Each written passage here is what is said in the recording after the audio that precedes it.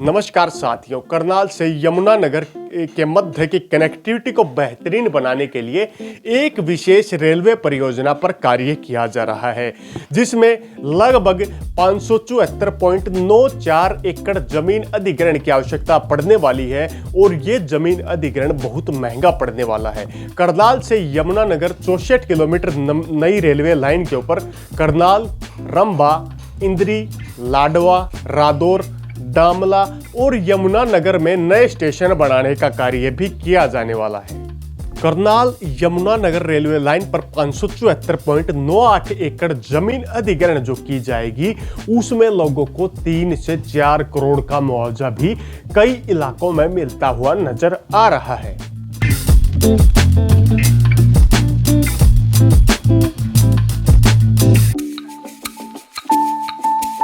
नमस्कार साथियों, हरियाणा नई नई परियोजनाओं पर कार्य करता है। कभी हरियाणा किसी अक्षेत्र की नई रेल परियोजना पर कार्य कर रहा है, कभी बुलेट ट्रेन चलाने के लिए हरियाणा के अलग अलग क्षेत्रों में जमीन अधिग्रहण की सूचना भी आ चुकी है।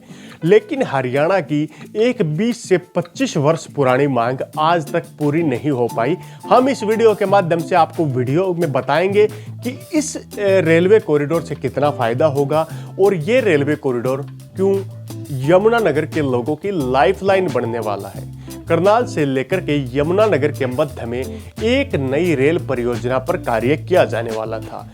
ये रेल परियोजना विशेष करनाल और यमुनानगर की कनेक्टिविटी बढ़ाने पर कार्य करने वाली थी और दिल्ली से लेकर के चंडीगढ़ और अमृतसर तक जाने वाली वर्तमान की रेलवे लाइन से कनेक्टिविटी और साथ साथ उत्तर प्रदेश के क्षेत्रों तक हरियाणा की connectivity Jagadhri workshop railway station के माध्यम से भी करने वाली थी। करनाल से यमुनानगर नई रेलवे लाइन को लेकर राज्यसभा में भी कई बार सवाल उठाए जा चुके हैं, जिसमें आपके सामने स्क्रीन पर एक सवाल दिखाई दे रहा होगा, जिसमें राज्यसभा के सांसद डीपी वत्स के द्वारा एक सवाल पूछा गया था। उस समय रेलवे के मंत्री रहे अश्विनी वैष्णव से उस सवाल में पूछा गया था कि करनाल से यमुनानगर की जो रेलवे लाइन है उस पर क्या कार्य चल रहा है, कब तक यह कंप्लीट हो जाएगा। उसमें जवाब आपके सामने स्क्रीन पर दिखाई दे रहा होगा कि राज्यसभा में पूछे गए सवाल का जवाब क्या मिलता है।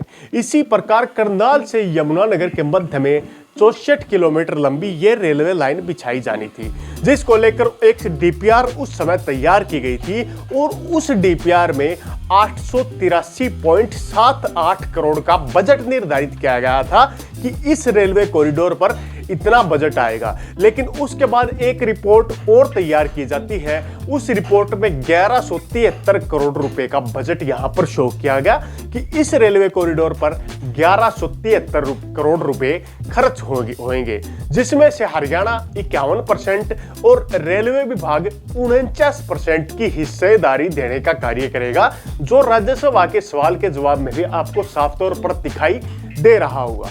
करनाल से यमुनानगर के मध्य की कनेक्टिविटी से लगभग 10,000 लोगों को डायरेक्ट और इनडायरेक्ट फायदा भी पहुंचने का कार्य होने वाला था, क्योंकि यमुनानगर से सामान एक्सपोर्ट और इंपोर्ट करना रोड्स के माध्यम से किया जाता है, जो काफी महंगा पड़ता है। अगर करनाल से यमुनानगर के मध्य में रेलवे लाइन का प्रोजेक्ट बन जाता तो रेलवे की कनेक्टिविटी यमुनानगर क्षेत्र की डायरेक्ट करनाल, सोनीपत, बहादुरगढ़, गुड़गांव और फरीदाबाद के इलाकों तक हो जाती, जिससे दक्षिणी हरियाणा के इलाकों से डायरेक्ट यमुनानगर कनेक्ट हो पाता।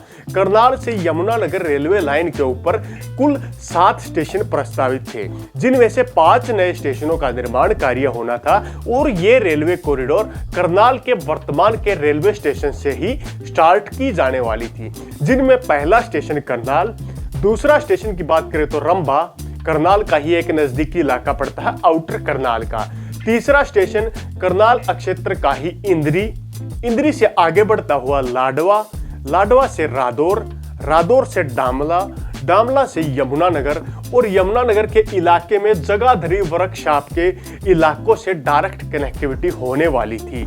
लेकिन इस कॉरिडोर पर पिछले चुनाव में भी सरकार द्वारा वायदा किया गया था और वर्तमान में लाडवा से विधायक हरियाणा के मुख्यमंत्री नायब सैनी भी शायद इस बार इस परियोजना को पूरी करने पर ध्यान दे सकते हैं, क्योंकि ये लोगों की एक लंबी और पुरानी मांग नजर आ रही है।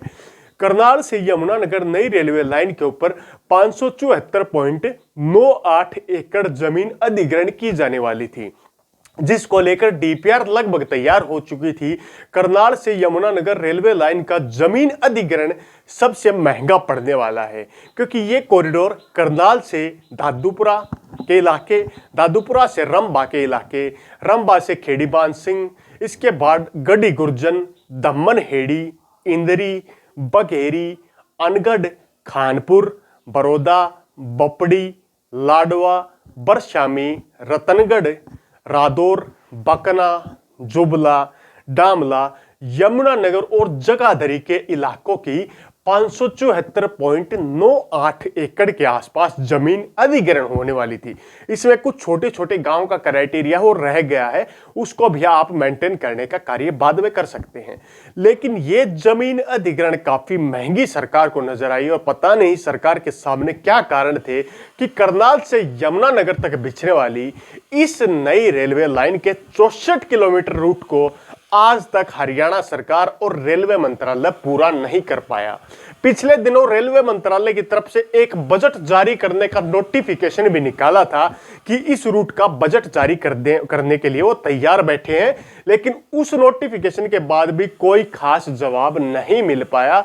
अब ये देखने का विषय होगा क्या करनाल से यमुनानगर तक बिछने वाला 64 किलोमीटर का एक विशेष रूट क्या वर्तमान की सरकार और रेलवे मंत्रालय तैयार करवा पाएंगे, या यमुनानगर के लोगों को ऐसे ही अपने दिन रोड रूट यानी कि रोड के माध्यम से ही निकालने पड़ेंगे। वर्तमान की ये रेलवे कॉरिडोर की डिमांड लगभग 20 से 25 वर्ष पुरानी है। क्या आने वाले 4 से 5 वर्ष में ये रेल परियोजना बन पाएगी? कमेंट बॉक्स के माध्यम से अपनी राय देने का कार्य जरूर करें।